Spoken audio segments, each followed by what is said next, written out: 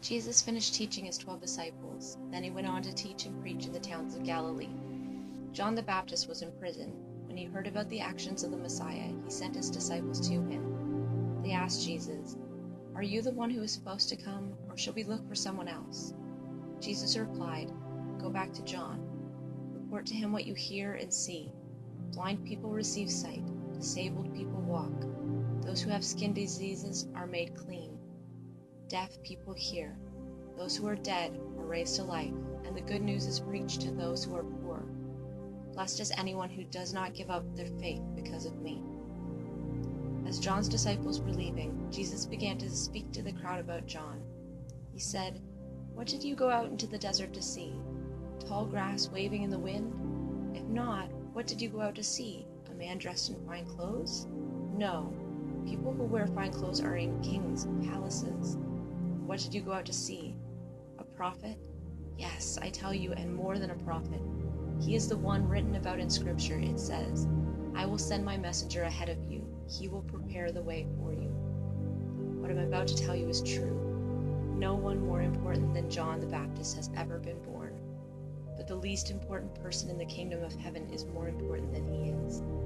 Since the days of John the Baptist, the kingdom of heaven has been under attack, and violent people are taking hold of it. All the prophets and the law prophesied until John came. If you are willing to accept it, John is the Elijah who is supposed to come.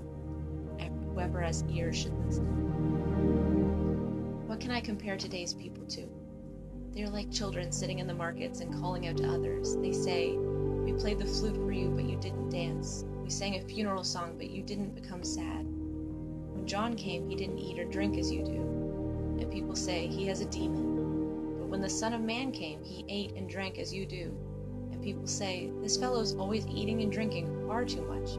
He's a friend of tax collectors and sinners." By wise actions, wisdom is shown to be right. Jesus began to speak against the towns where he had done most of his miracles. The people there had not turned away from their sins, so he said, "How terrible it will be for you, Chorazin! How terrible for you, Bethsaida! Suppose the miracles done in you had been done in Tyre and Sidon. They would have turned away from their sins long ago. They would have put on clothes for mourning. They would have sat down in ashes. But I tell you this, on Judgment Day it will be easier for Tyre and Sidon than for you. What about you, Capernaum? Will you be lifted to the heavens? No, you will go down to the place of the dead. Suppose the miracles done in you had been done in Sodom. It would still be here today, but I tell you this, on Judgment Day it will be easier for Sodom than for you." At that time Jesus said, "I praise you, Father. You are Lord of heaven and earth. You have hidden these things from wise and educated people, but you have shown them to little children.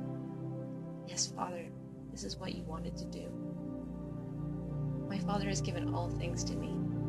The Father is the only one who knows the Son, and the only ones who know the Father are the Son and those to whom the Son chooses to make him known. Come to me, all you who are tired and are carrying heavy loads. I will give you rest.